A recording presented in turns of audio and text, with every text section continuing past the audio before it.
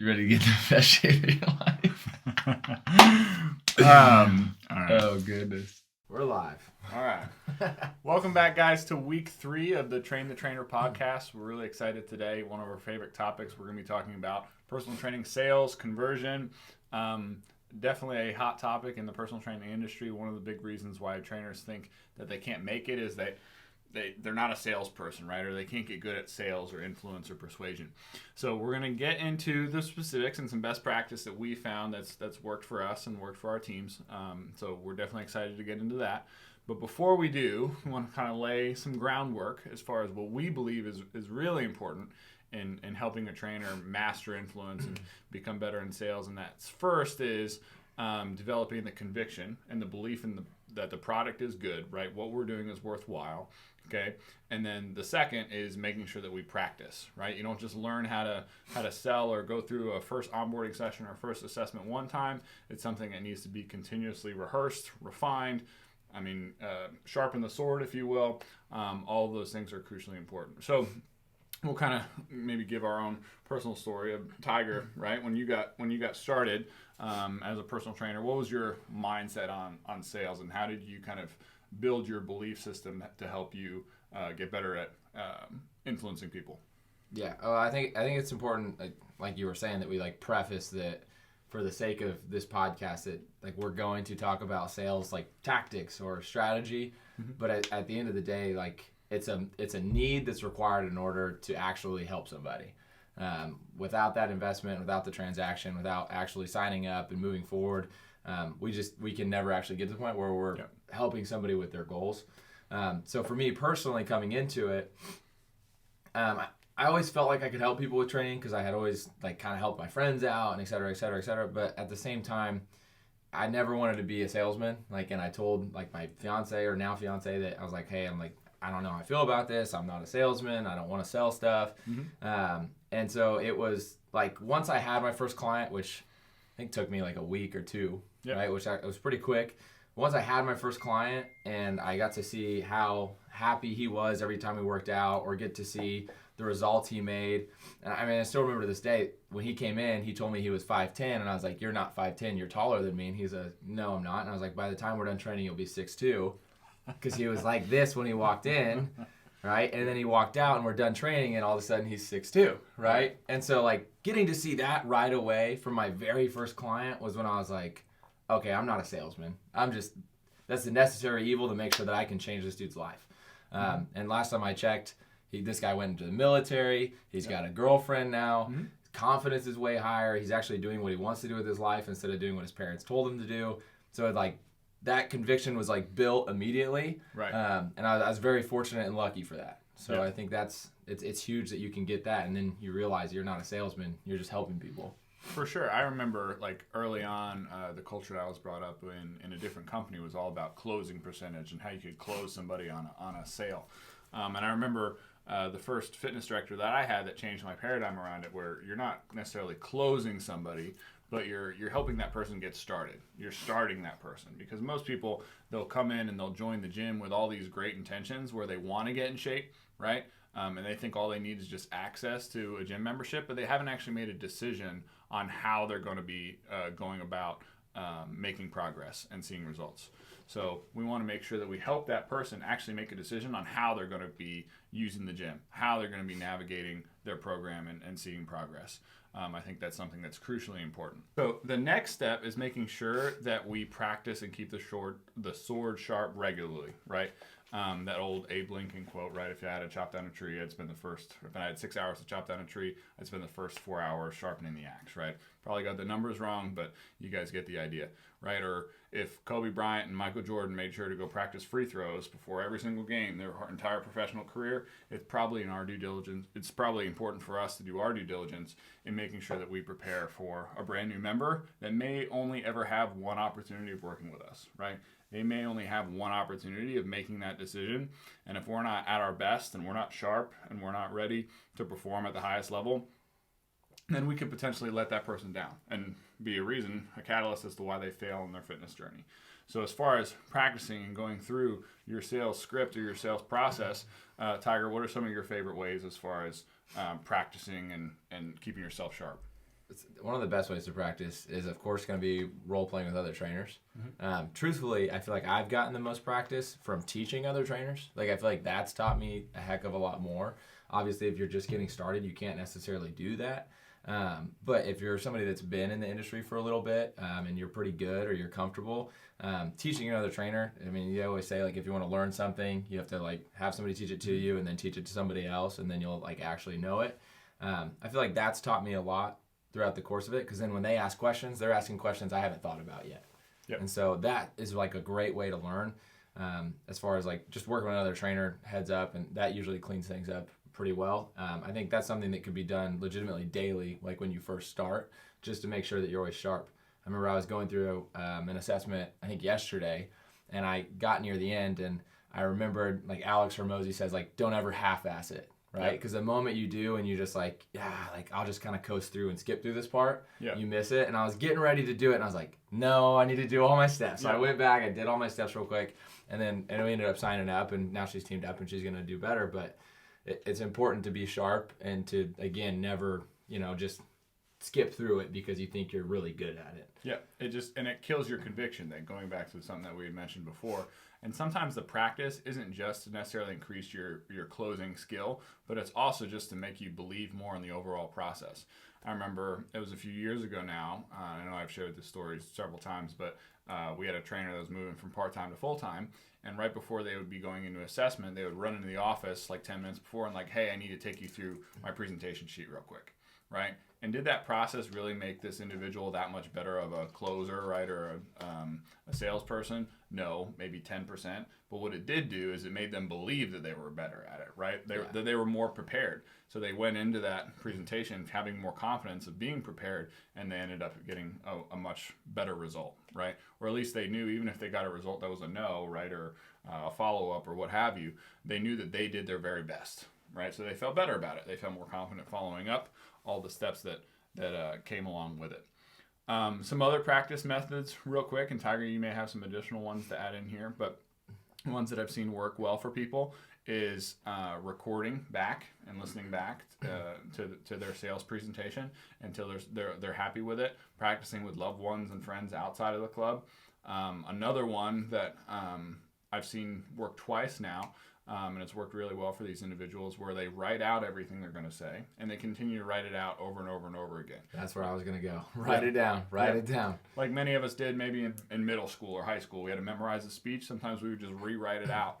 And every time you rewrite it out, you're re-ingraining it back in your head until it becomes subconscious, where it doesn't sound like a script then. It just sounds like something that you've done a million times. And I think... truthfully, like, a lot of people are like, I don't want to practice in front of a mirror. I don't really want to practice with, like, a family member. Like, it's awkward. Yeah. If you feel awkward practicing in front of a mirror by yourself, you're going to feel 10 times more awkward actually working with a member who has a real wallet and is legitimately about to buy. Yeah. So if you can't do it with your friends, family, mirror, then you're not going to be ready for it when it comes to a real person. Yeah, when they have real expectations about being helped. Yeah, right? Which isn't super unfortunate too, because not only are you, like, blowing a great opportunity, but you're completely disservicing them because your ego's too big and you're not allowed to practice yourself because you're too good for that. So I hate that. Man, that makes me mad. Yeah, professionals practice, right? It's only the amateurs that think they're too good for it, right? It's like the old Allen Iverson practice. We're talking about practice. We're talking about games, and we want to make sure we're practicing. So I think that covers kind of some of the preliminaries. One other thing I want to touch on is managing your state, right? Again, if you have one shot of potentially influencing someone and helping them make a decision, you got to make sure that you're in peak state, if you will. I know this is a big Tony Robbins piece that he always talks about. Something that I tell some of our guys to do if they're coming into an appointment and they're maybe a little bit flat. Like, we have an indoor track at our club. Like, go run a lap, right? Yeah. Do some push-ups, right? Manage your state, right? If you have a physical anchor, right? If you're into more like advanced state change, but you just want to do something physical, change your physiology, and you're gonna have more tone, you're gonna have more enthusiasm, and that's what influences, right? It helps you be more certain, and again, the person that's most certain is going to influence the other individual. Yeah, and that might seem like annoying, or it's like, I don't want to go run a lap. That's embarrassing.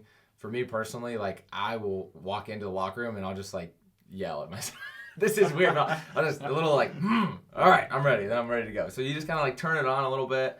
I know for me, like in terms of like closing ability, I'm probably more of an emotional closer where I rely a lot on energy.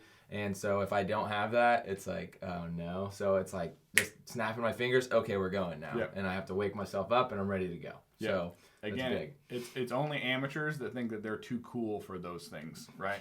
They work, right? It's what professionals use, right? Every professional football player has their pre-game routine that they go through to put them in state and get them ready for peak performance.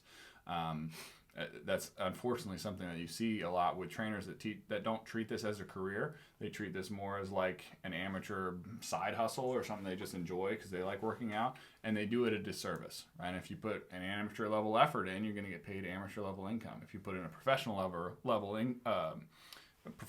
energy and attention and preparedness, you're going to get paid like a professional. Mm-hmm. So now let's get into, let's say, the perfect first session, right? Or the perfect first onboarding opportunity. We're officially at the fun part. Here we go. This is a good part. Here we go. Right, getting into sales, the actual process of it. Mm-hmm. So Tiger, maybe tell me where that starts for you.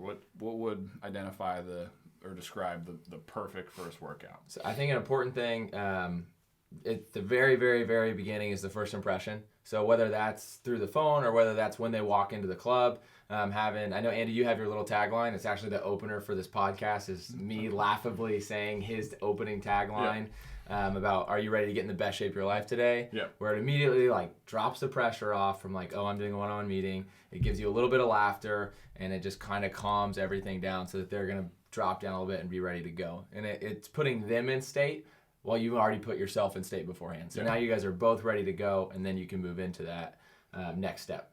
You've positioned yourself as the authority. Like, you know what you're doing. You know how you're going to dictate that meeting. They can feel at ease because they're confident that you're confident.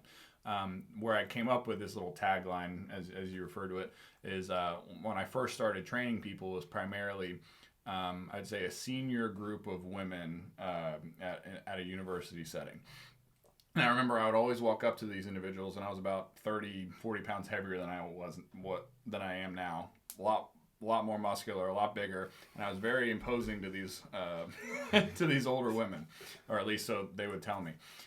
That's why I always wear jackets now when I train too, because I'm like, okay, I need to like cover up. So my line to this older woman when she was sitting at the table was like, "Hey Sally, you ready to get in the best shape of your life today, or what?" And it wasn't always the same reaction, but it was always positive. It was like, okay, like, and sometimes they feel like they need to like bring me down a little bit, like tone me down. Mm-hmm. But either way, it was still positive, right? Mm-hmm. It wasn't. I never had a negative reaction to that, and I still use it to this day, jokingly. And I feel like it's almost like an anchor for me. It puts me in state. Mm-hmm. All right. So next up, the why we're here. Yep. Okay. So. I honestly don't believe I do a great job of this, so Andy's going to have a lot better example. But one of the first things that we do want to cover, or at least touch on, is explaining to them why we're sitting down. Like, why are we even having this conversation or consultation? Why are we having this meeting? So they kind of know what the plan's going to be for the next hour or so. For sure. So, yeah, we want to state our intentions and give them a slight, table of contents, if you will. But more so, we want to figure out why they're here. So what brings them here today? 99% of the problem, or the time, it's going to be because they're not working out consistently. So we're going to talk about that a lot today as far as identifying an X factor, which is the problem that we have to solve. So the first thing you want to do when you're sitting across from somebody is identify why they're there, right? And getting their words, but then we want to label the problem, if you will, right? Mm-hmm. Which is always a lack of consistency. But maybe what are some of your key questions that you ask Tiger to make sure that you do a thorough needs analysis, if you will, or you're getting the information up front that you need later. Okay, so I kind of close a bit differently than you, so we're going to have some pretty good differing opinions probably on this podcast, so this should be good.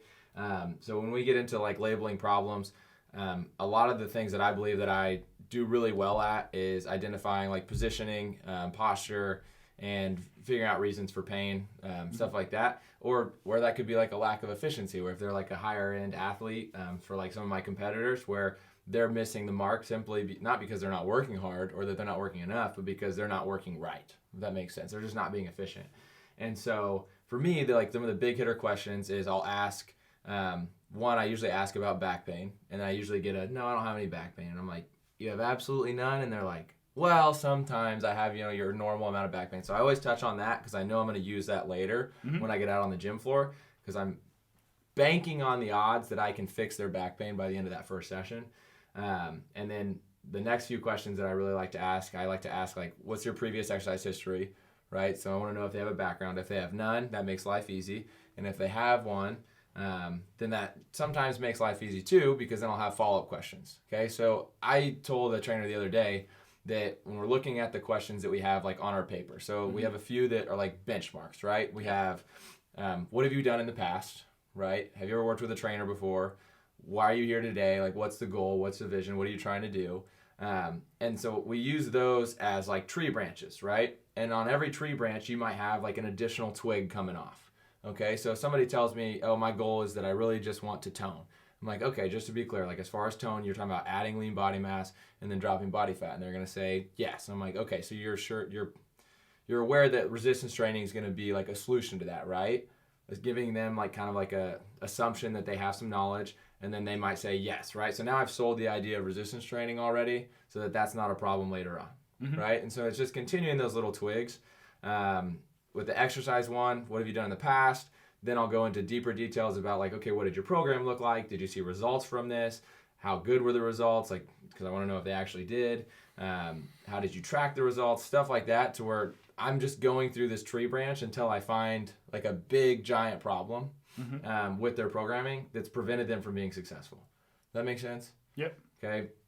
I think with labeling, it's hard because you don't want to over label to where you make it sound impossible, right? You want it to be, there's one piece of the puzzle missing, and then you want to connect yourself to that one piece of the puzzle. So a lot of the times my X factor, which we're going to talk about a lot later, or my main reason they're here, whatever, is usually tied to lean body mass scores being low rather than just consistency. Not working out. Yeah. So how do you do that? So I think it may just be difference as far as time, and probably the population that most recently worked with. At this point, I'm not doing a ton of fitness assessments myself, but probably towards the more recent part of my career, it's been more general population. Where at this point now, right, as more of an elite trainer, you're working with people that have some workout experience that are now trying to become more efficient, right? Where mine might be a little bit more on the general population side.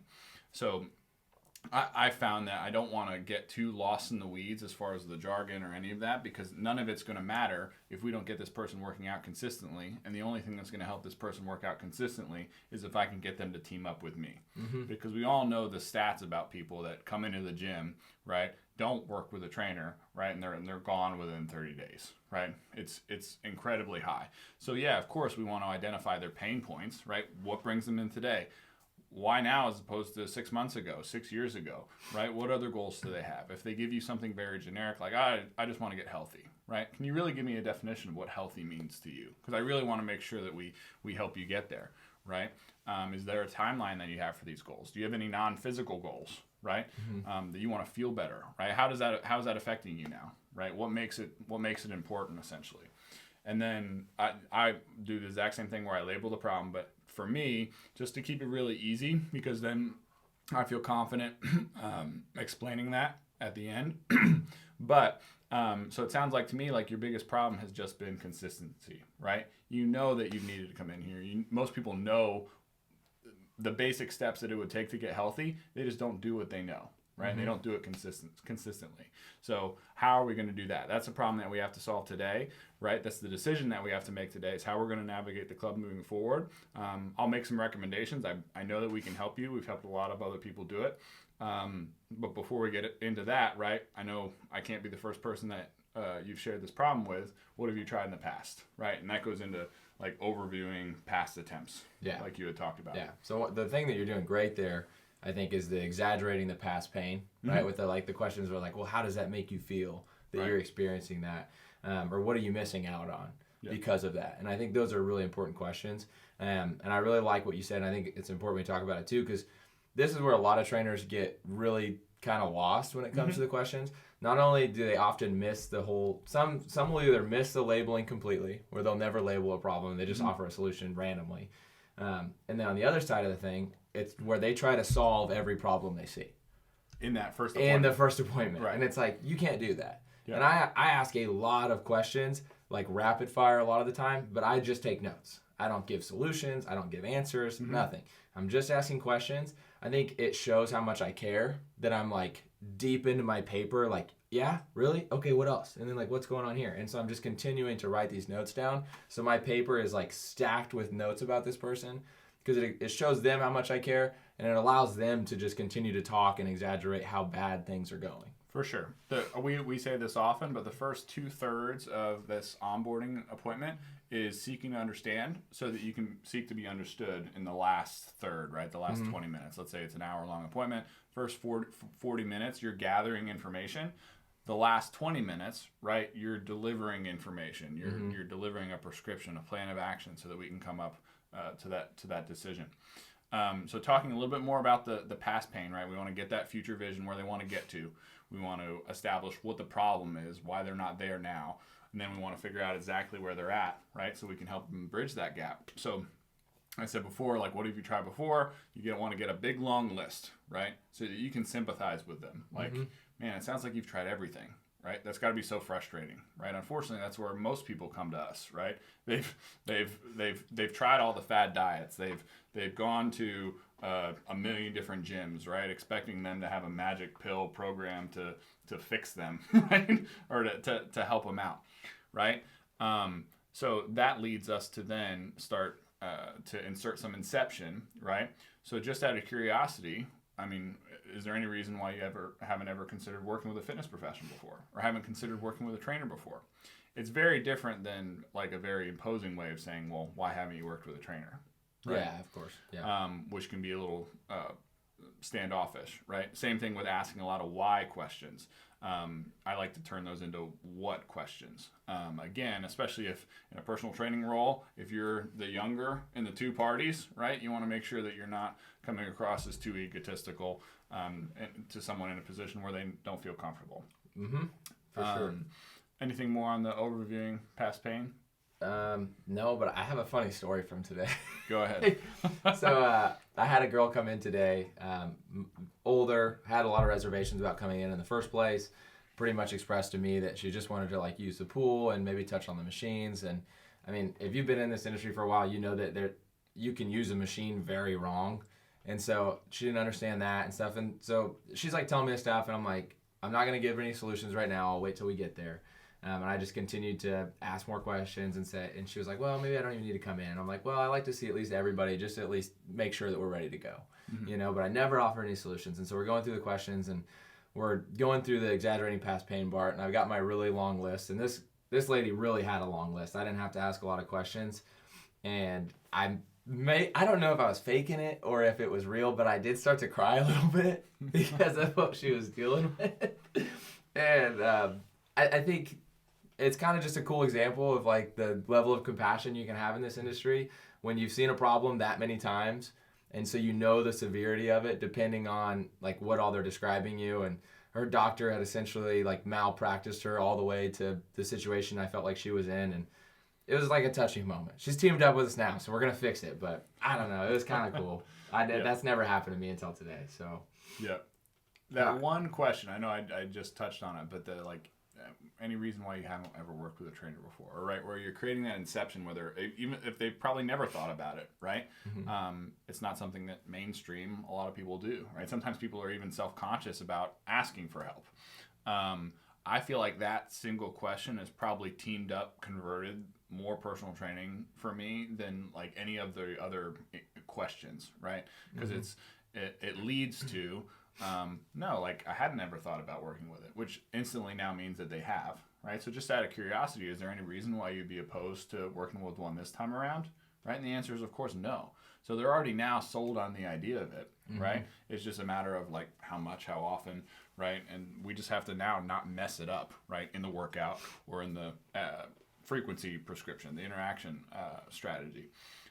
So, I mean, asking what would they look for, right, from a training program this time around? Where can we help them out the most, right? If nothing would prevent them from working with a trainer, if training was hypothetically free, how many days a week would you work with a trainer, right? The answer is always like 5 to 7. Yeah. Great. So Yeah. at the end of today, if we roll out all the options for you, right, hopefully we can find something that works. Sound fair enough? Yeah, sound fair enough. Okay, so just to like realign ourselves, so where we're at right now, okay? So we went through the why we're here, okay? We're asking questions, we're finding problems, and we're going to go ahead and you can kind of label them at this point, or you could technically hold off until later on in the appointment. We're still about 15 minutes into the appointment at this point. We talk about that big question that I think is like a great benchmark to hit. Is there any reason you'd be opposed to doing this today? Well, I'm not opposed to it, so of course, right? And then we're going to move out into the workout portion, right? Okay. Truthfully, before we get into the workout, I don't necessarily know how important I believe this is most of the time. I think depending on who you're working with, it could be pretty important. But I don't think it's something that you shouldn't stress about this. This isn't something you need to practice as much as practicing the rest. A lot of the times in that first 15 to 20 minutes of just sitting down and talking, I feel like I could move over to my final page and we could go ahead and talk about what our investment strategy is going to be before even doing the workout. For sure, and I say this all the time, but I've seen a lot more sales and team-ups lost on the workout floor than gained on the workout floor. Now, people have the expectation of working out. Great, so we can check that box. Do they get a little bit of an endorphin boost where they feel better and potentially might be in a more of a buying state right there, more in state? Yeah, as long as we don't murder them and make them want to throw up and give them an awful experience. Well, also, if you have a specific tactical skill, like Tiger, you mentioned the back pain piece, right? If you're an upper level trainer, great, you can show off a little bit. So I've kind of seen like 3 primary like workout strategies, if you will, for that onboarding session. You have the demonstrating the expertise, like you had talked about. You have like the functional, more movement screen based workout, and then you have like the like if they're more of a performance athlete, like you might work on like a target area, right?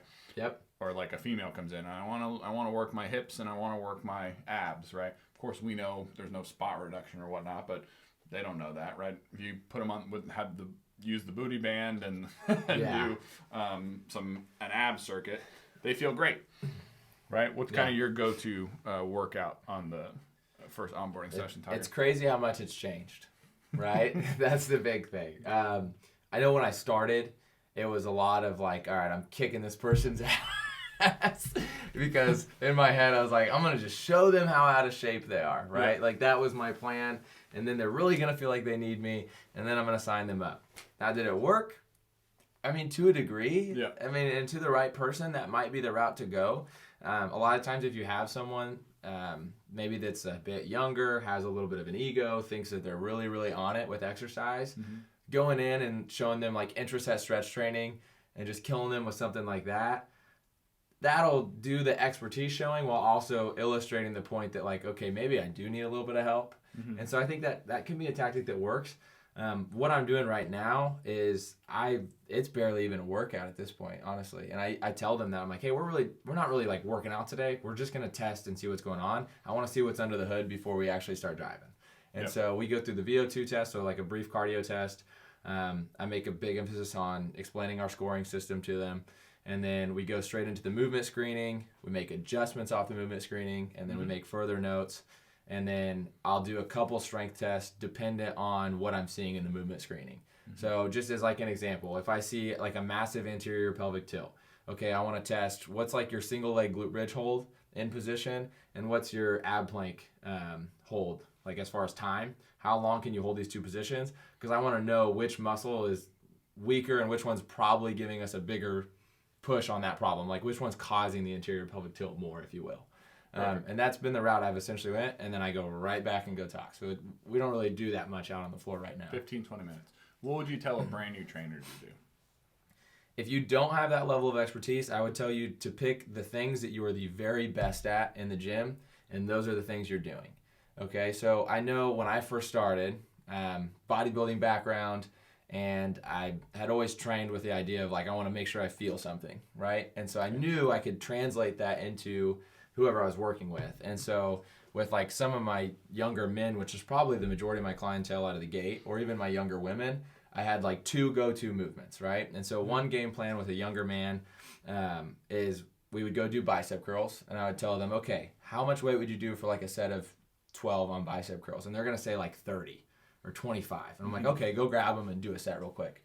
So I'll let them do a set. And I'm like, how'd that feel? And they're like, it felt pretty good. I felt my biceps. I'm like, okay, go grab a set of 15s now. Or go grab, 15-pound dumbbells now. And so I'd go change their positioning a little bit, let them lean forward just a hair so that biceps a little bit shorter, and then just coach their elbow positioning and their wrist positioning through the movement, and they feel their bicep way more with way less weight, right? And that was like my aha moment. For women, typically it's like a leg focus, right? And so I'd go pretty simple. We do glute extensions off of the hyper, right? A movement that's really easy for me to coach, and they finally feel their glutes working. Or maybe it's Bulgarian split squats coached properly, right? Just find something that's like, man, I'm really good at coaching this. And if you're not good at coaching anything, go find a trainer that is really good at coaching something and just absorb what they can teach you. And then you can deliver that in that first session, and it allows you to show expertise in the first session instead of looking like you have no clue what's going on out of the gate. Yep. And again, to go back to when we first started talking about the workout, don't overemphasize the workout part. Like if all that sounded like rocket science, right? And it sounded like it's more advanced than maybe we're at right now. Where we oftentimes have a lot of our trainers start is you're doing a VO2 max test, which is scripted, right? Where you're just every 3 minutes, you're increasing the incline and speed on a treadmill until the person stops. It's great for an Olympic athlete. It's great for someone that's 100 pounds overweight because they're just going to walk until they want to stop on the treadmill. So it kind of gives that eye-opening experience without killing them, and then gives us some data as well at the end if we want to kind of identify a gap between where they want to get to and where they're at right now. So after the workout, okay, transitioning back to the office. So at this point, we've maybe talked to them for 10, 15 minutes, right? Maybe a little bit longer if they're a talker or they have a big, long health history. Sometimes people just love talking about that. You don't want to just cut them off. It's always, at the end of the day, it comes back to that X factor. Why are they here? Because they're not working out consistently. I like making sure that's a point up front. I know you do it as well, just in slightly different verbiage, but that allows us to recap when we come back to the end. Okay, to recap, right? The problem that we have to solve is consistency, right? We have to find a plan of action that accounts for, right, come hell or high water, you being in the gym consistently, right? X number of days per week. That's typically where I start the recap. Then we go into goals. Then we go into timeline. And then we'll start going into the interaction strategy. Tiger, any thoughts on that? I think that's pretty straightforward. As far as like my typical recap, it's again a little bit different. I'll draw what we call like a posture guy, and I kind of show them the differences and like where they're having imbalances, right? So let's say that if their glutes are weak, then odds are their abs are weak, and then their low back is going to be tight, and then their hip flexors are going to be tight, or their quads are going to be tight. That's just like a brief summary.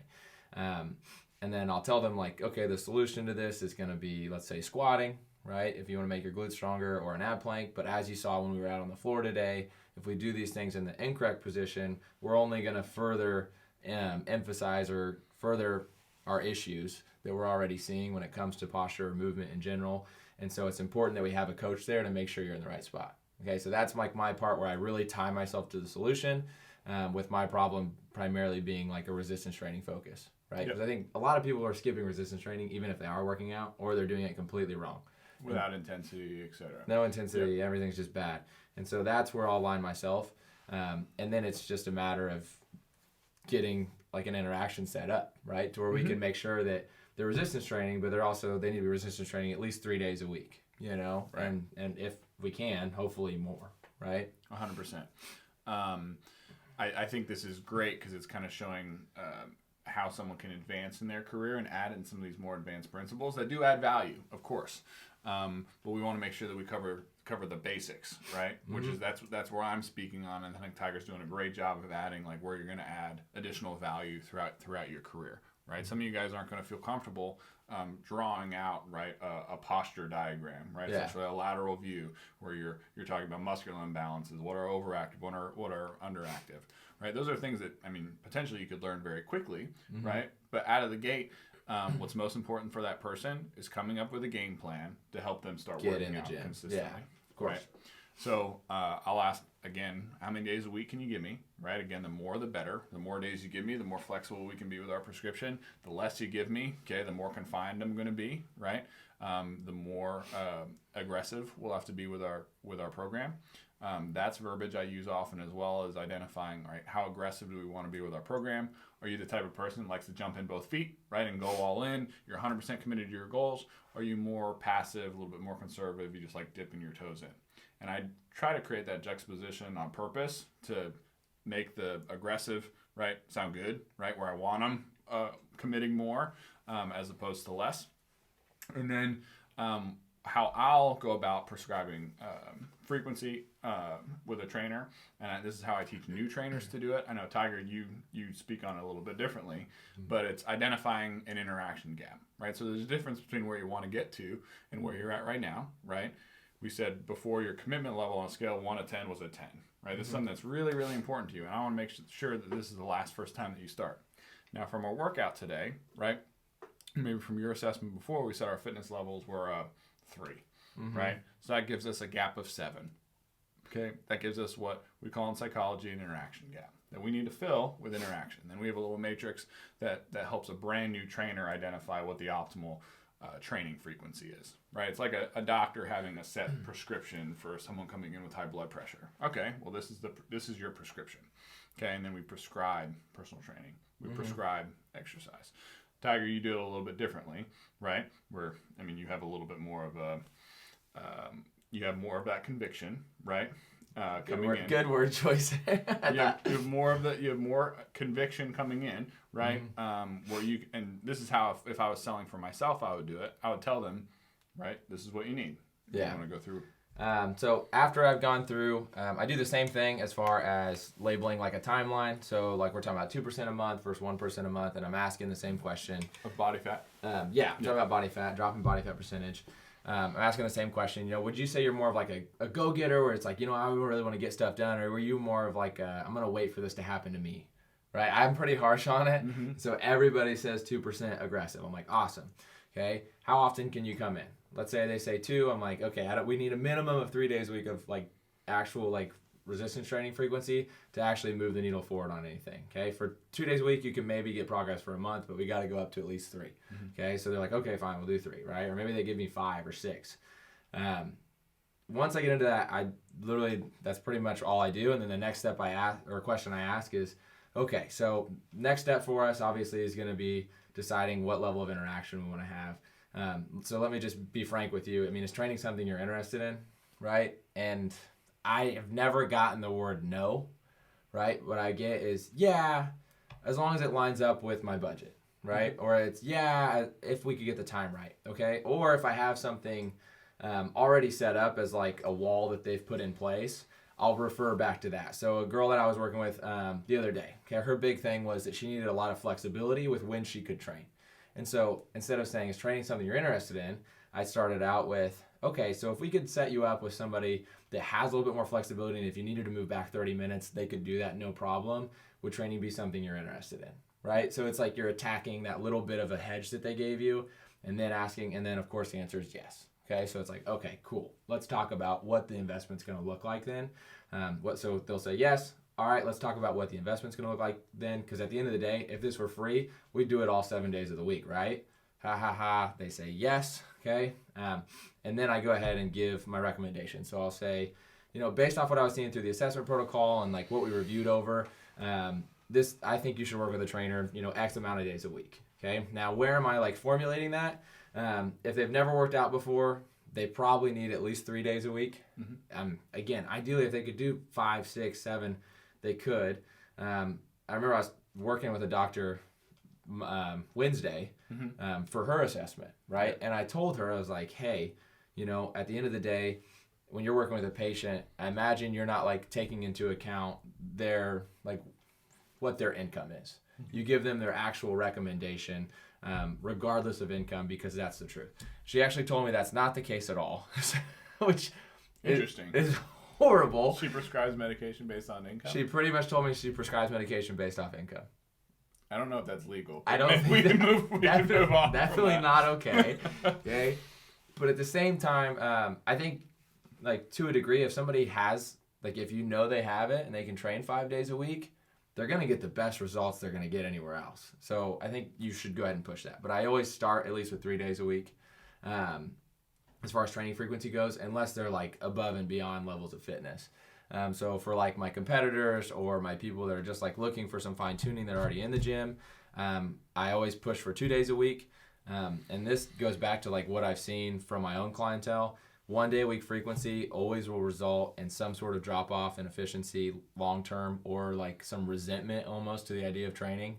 And I feel like 1 day a week is just not enough. So at least 2 days a week, right? Mm-hmm. So yeah, we'll pitch 3 days a week, and then we just talk about the 2 different investment options. Yep. Okay. So my transition is just slightly different, right? Mm-hmm. But we lay out the whole program. Great. Does this sound like a bad starting point? Right? And the answer is always no, right? Which insinuates it's a great starting point, right? Awesome, right? Would you be opposed to me going through like the most popular programs then, as far as how we can make this work for you, right? Mm-hmm. And again, the answer is always no, which again is just a more powerful yes, right? Is what I found, right? As opposed to asking them a question that like I'm not 100% sure the answer to. Not that I'm trying to manipulate that person, but I want to empower them to be able to make a decision. So I want to help move the needle forward, if you will. 90% of the time, right, if their issue is consistency, right, the recommendation that I start with is 3 days a week, and then it's just how you want to pay for it, right? And I don't ultimately care, right? If you're buying furniture and you want to put it on a credit card, you want to finance it out, right, you want to buy it in full, I don't care, right? If you want to work with a trainer 3 days a week, okay, I always start with a high price anchor, right? But I'll also insinuate that people will do more than that, right? So let's say it's 3 times a week, and the most I want a brand new member doing, because I'm not sure if they're going to flake out or not, right, is 36 sessions, right? So the most I'm going to allow you to do as a brand new member with us, someone that's never worked with one of our trainers, is 36. Down the road, if you want to swing for the fences and do 500 sessions, right, it doesn't matter to me, but the most you can do today is 36. If you want to bite off slightly less, you can do 24. If you want to do like a monthly subscription, right, and really just commit to consistency, and we can break it up even more, you can do 12 sessions a month. Out of those 3, which one sounds like the one you want to roll with, right? What sounds best to you? And then you let them pick, right? That alternate choice, which I know you do as well, right? We just get to the same spot slightly differently. Yeah. You, because primarily, right, where you're signing up for yourself, right, you're going to be able to speak with that authority. If you're teaming people up for other trainers, you want to sell them more on the idea of personal training. In general. Right? Mm-hmm. It doesn't matter who you work with. It just matters that you work with somebody, that you train 3 days a week. Yeah. Right? They'll go in and they'll get into all the X's and the O's, the biomechanics, the solving low back pain, things of that nature. Yeah, for sure. So as far as like when I actually go into price point, I'm not as like solid where I'm like doing the same thing each time. I think when you're starting out though, the moment you're going to talk about price point, like you should have one game plan and you're following that until the cows come home. Like you're just one game plan every single time, no matter what, until you're really good at it. Now I kind of do a couple things off of feel. Sometimes I'll use that line. Sometimes I'll use like a different verbiage that has worked well for me. But at the end of the day, it's okay. So we agree 2 days a week is going to be our game plan moving forward. Okay. As far as like options for that, I always ask for at least 3 months so that you can give me a real chance to make a difference. So we could either do like a paid in full option where you just cover the whole thing. And that's going to be, X amount of dollars, or we could do it on like a monthly basis where it just breaks it up and it comes out with your membership. Do you have any preference on which one you'd prefer to do? And phrasing it that way is it's called, if you're not familiar, but you probably are already, it's called an assumed close, right? Where I'm assuming they're going to train, because why wouldn't they? It makes sense for them to train, right? It's what I'm hoping to show them. And so then it's like, rather than, well, should I train? It's like, well, which option should I pick to train, right? And so they're already deciding, okay, I'm going to train. It's just a matter of picking which option they want to go with. For sure. One slight difference that I do is I'll make them pick which option before I'll go over price point. And then that gets into looping, because when I'm working with a brand new trainer, I give them a goal of hearing no, right? When they give them those 3 options, right? Let's say like how I laid it out, which of these do you prefer? They're gonna pick one of those, and then you're gonna give them the price point. Right, that's the goal for a new trainer as far as execution in my mind. Right, did you get to that point? And then whether they say yes or no, either way, like you did it correctly. Right, like that's a win, as opposed to putting the win around whether or not this person said yes. Right, we're expecting them to say no. Otherwise, they would have been here 10 years ago. Right, already training. Right, we wouldn't need to exist. Right, personal training would just be retail. The no is the job. So real quick, I'm going to interrupt him. I think it's also important to do that too, because, and I'm in this trap right now too, where I do it a lot, where sometimes I might base a recommendation off of what I think is like a reasonable amount that they'll actually like believe me on and like go forward with. But there's like I have a famous story, and I tell a lot of my people while I'm going through the orientation process about this, about a girl that I had trained starting in August of 1 month, and I got to the end of the year and I was checking all my clients' progress throughout the year, and she had made the very least out of everybody, and I was trying to figure out why, and I looked back and she was the only person that started at 1 day a week. Everybody else had at least started training 2 days a week, right? And so I was like, okay, so maybe that's the problem. So in January of that next year, I was like, okay, I'm going to train you 3 days a week. It's going to be completely free. I just want to see what happens. And 3 weeks in, we had gotten much closer to our goal than we had the past 6 months. And she told me she felt like she had made more progress than we had the entire time. And she asked me, she's like, well, why didn't you just tell me to train more often out of the beginning? And I was like, the truth was that in my head, it was like, I didn't think she could afford it. Yeah. And I thought she'd just like run away if I put out that big price anchor like that. The fact of the matter is, now she trains 2 days a week still to this day, right? And it was like, if I had just like done what I was supposed to instead of making an assumption, which isn't my job to be an accountant for somebody, 100%. I could have helped her 6 months earlier than I did. You're as bad as that doctor. So I was as bad as that doctor, So I think it's important that you go through that and you hear those no's, because you might get it yes sometimes. And if we can work with somebody more often, the difference it makes when you work with somebody more often is it's more than just 2x if it's 1 versus 2. 100%. It's like 5x versus 1 day a week versus 2 days a week. And even if it were potentially still whittled down to 1 day a week, right? Just because you make that you create that price anchor, right? You create this massive value, right, as far as what personal training is really worth, or what the ideal scenario would have been worth. I think you sometimes even get more commitment from the person that really can't afford more than once a week, right? They end up doing once a week because it's really all they can afford, right? I feel like you still get more buy-in from those people, as opposed to, I've seen that a million times where maybe we undersell somebody because we're assuming something about them. And they're committed less. Yeah, right? They don't follow their programs as well or anything like that. So. Even though they're paying the same amount as maybe somebody else, but it all comes down to how you got that person started, right? What value do they see in it, right? Because we're putting a label or a value on fitness and exercise, not just ourselves. And so when they see the massive price tag, their evaluation of what it would mean to be fit then goes up way higher. For sure, right? I think that's crucially important that we do that, and that's another reason why, like I said, I always insinuate that people could do way more, right? Because sometimes you get like a big baller that you're sitting across from, and they're like, "Well, who's to tell me I can't do more than 36 sessions, right?" I'm doing 72. Right, and sometimes we've got that. Like, well, can I just do the year in full? You can, sure. I hate to do it, but I guess. I guess, right? But then if you want to end up going more often, like throughout the year, right, you'll just have to do more down the road, right? Is that okay? Yeah.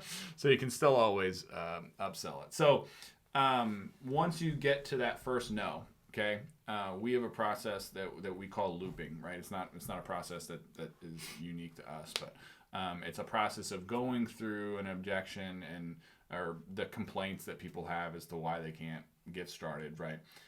Essentially, we can dive into this into another podcast, but they have all these cognitive distortions or these reasons as to why they're not empowered enough to make a decision as far as how they're going to get fit, right? Or how they're going to move forward. Yeah.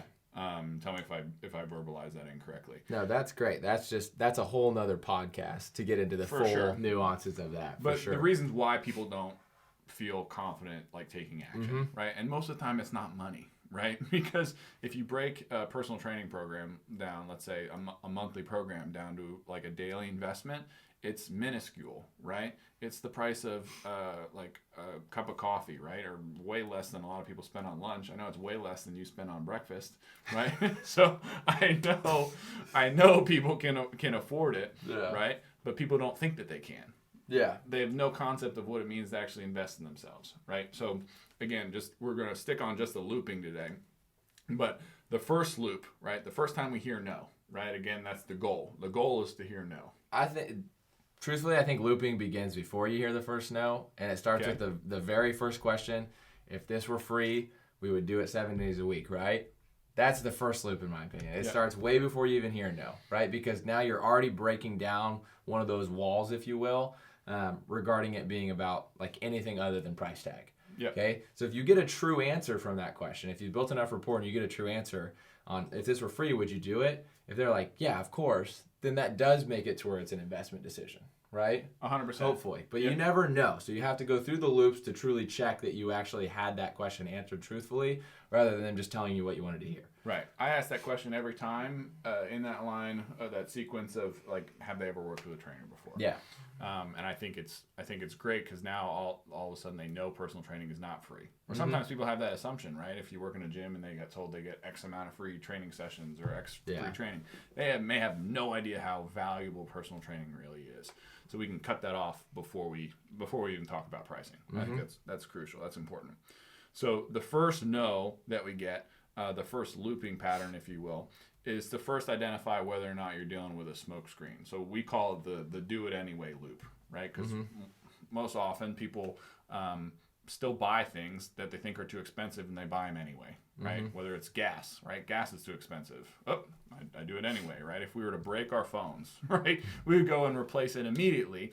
We would do it anyway, right? The price tag would be higher than we want it to be, but we do it anyway, okay? So the first two questions I ask are almost reflex at this point, right? Does the program make sense to you, and do you like the program, right? And the answer is always yes, right? Great, they like the program, and then we can reiterate why we think it's the best program for them, and then just ask them to move forward anyway, right? We ask them to do it again, right? Anything that you want to add on there, Tiger? No, I want to hear your That's example of that. Okay, so as far as which part? I can role play it with you if you want. So let's role play, right? Okay. So I presented the 36-pack, the 24-pack, the 12-pack, right? Which of those options sounds best to you, right? Which one you want to roll with? Probably just the 36 pack. The 36-pack to start? Okay, Yeah, I so wanna that'd be get rolling. $3,600, right? Ready to roll?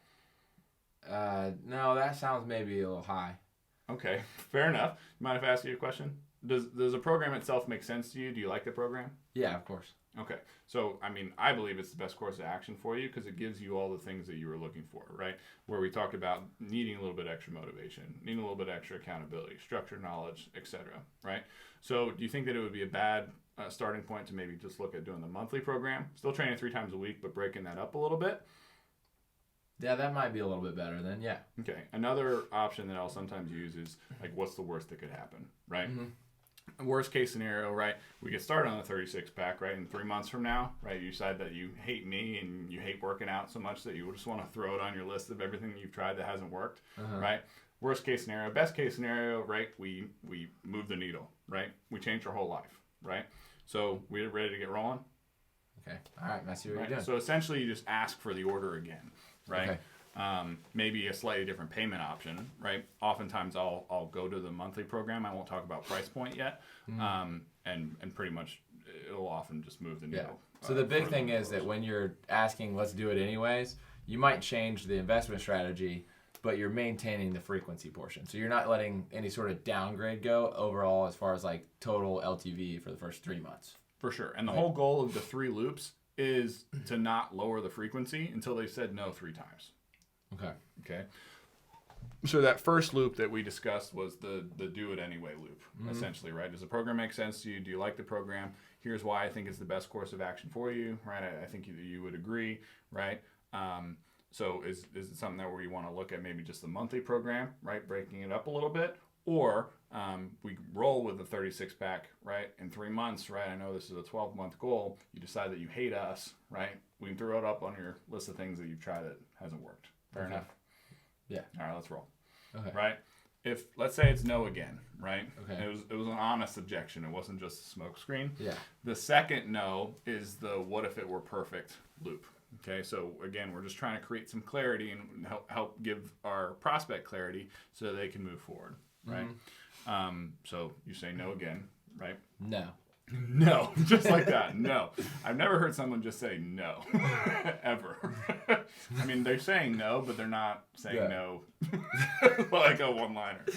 But, so, okay. No. It's still just too expensive. Absolutely not. It just You costs mind too if I much. ask you another question? Go Just ahead. for my clarity? Go ahead. Right. If you felt like this was the perfect solution for you, right, where it checked all the boxes, you felt 100% confident that you were going to make all the progress that you wanted to, right? Would you do it then? Yeah. Right. If you felt like this was the perfect program, of course you would, right? So what's the difference between that perfect program and this program? I don't even know. Right? And you're going to get that. You're going to either hear cost or you're going to hear I don't know, right? So it sounds like, I mean, and we've seen this happen a million times when someone's in this position when they're trying to figure out how they're going to navigate the club and move forward, right? You might just be concerned that you're making a mistake, right? Or you're going to be making a mistake because you've never done this before, right? And at this point, that's where you can share like client testimonials, right? We're big fans of having like client before and after pictures on your wall, right? Tell them who you remind them of, right? Someone that was hesitant about getting started and they got started and they had zero regrets about it, right? Or you can share with them like a sample program, right? Here's why our clients don't fail, right?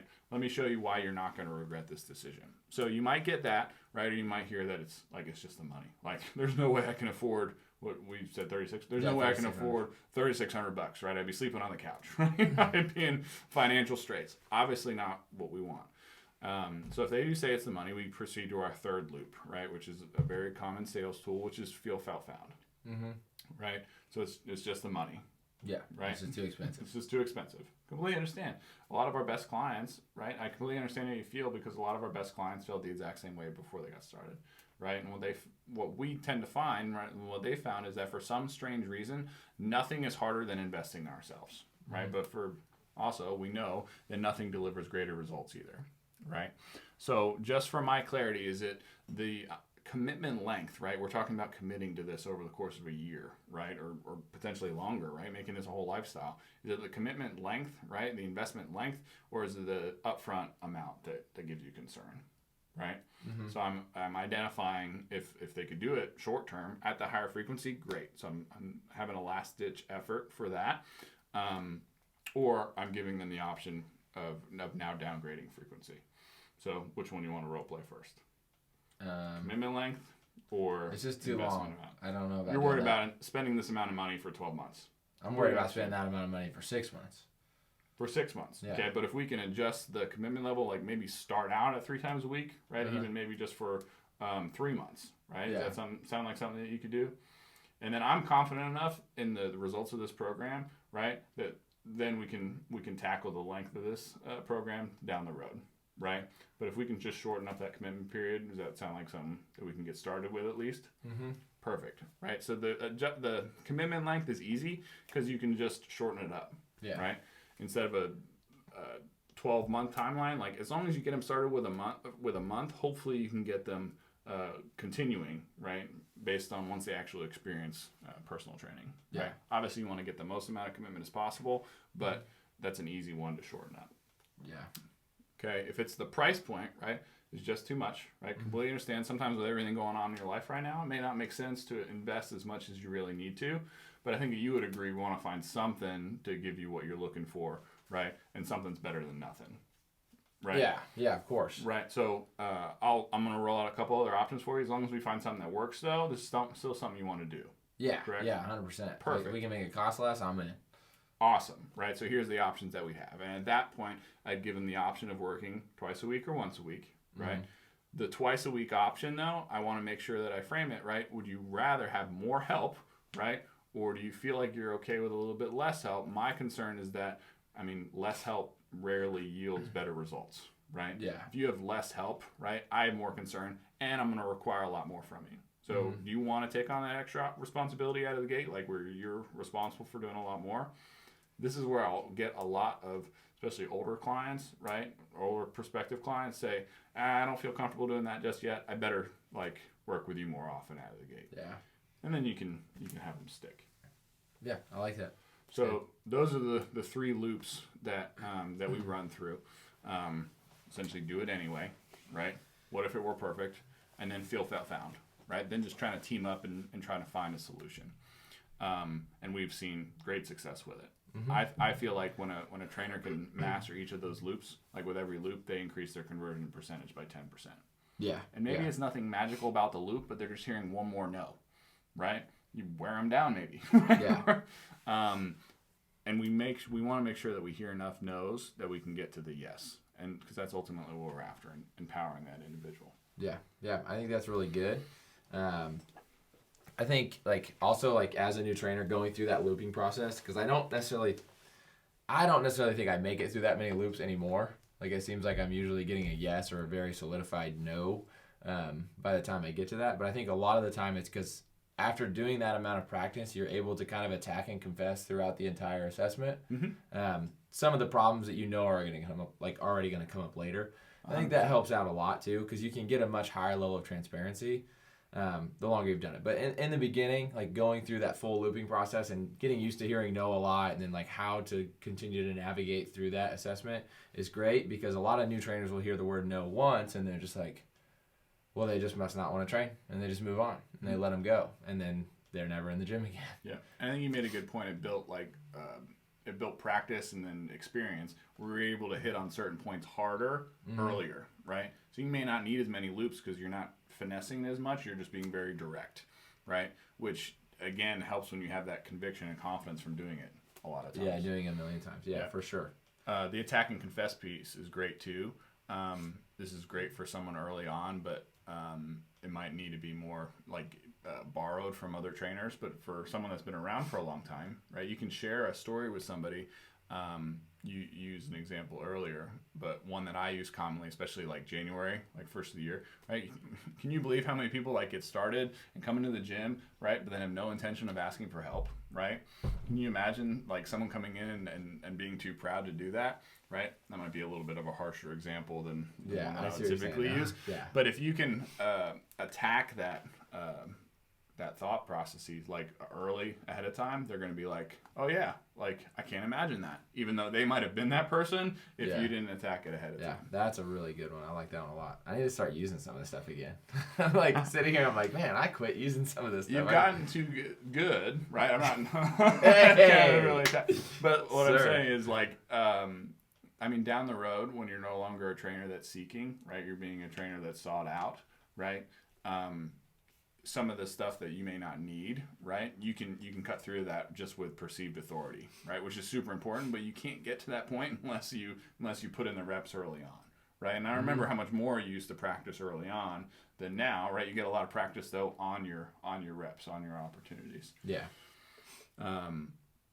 So yeah, I know we've covered a lot on this piece as far as tactical, and we touched on the conviction piece before. Anything else that you think is important in that first onboarding session? I think we've pretty much covered everything that we can cover today. Like we talked about, there's a lot of those. We talked about breaking down those cognitive distortions. Yeah. And I think that would be a great podcast to pair with some example versions of no, or why we hear no. So my wife said that I shouldn't, or I got to talk to my husband. It's circumstances, right? Yeah. I don't have time. Yeah. So we can go through all those resources, identifications definitely in a future podcast. So look forward to that. What is our next agenda for the podcast? We're going to be giving an overview as far as session delivery and delivering a great service, right? And more principles, what we call permission to play values, right? As far as how to deliver a great personal training experience so you keep your clients, right? Because it's one thing to engage them and then onboard them, but you have to make sure you're keeping them, right? Otherwise, it's a never-ending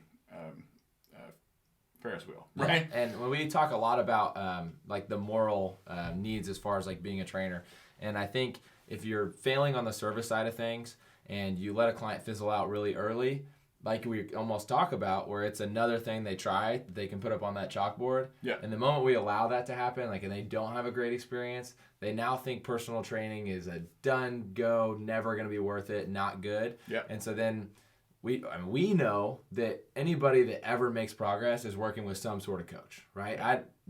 It's so rare to see somebody make progress without a coach. And so if you do that to somebody, now that's it, you know? So if you are going to sign somebody up, you better damn sure know how to service them so you can actually make sure they have a good time. And that if they do leave your program and they need to come back to get restarted, they're happy or excited to do something like that. Yep. So this next podcast will be great. We talk a lot about like certifications and stuff like that. Look at this as your certification for actually treating people the right way and servicing, rather than just talking about biomechanics and exercise science. We're going to talk about like being a person and having a relationship with your client. What keeps people coming back? Yep. So that's going to be next week. We really appreciate you guys' time today going over conversion. Remember, practice, build your belief, right? Get good, go pro. We'll see you guys next week.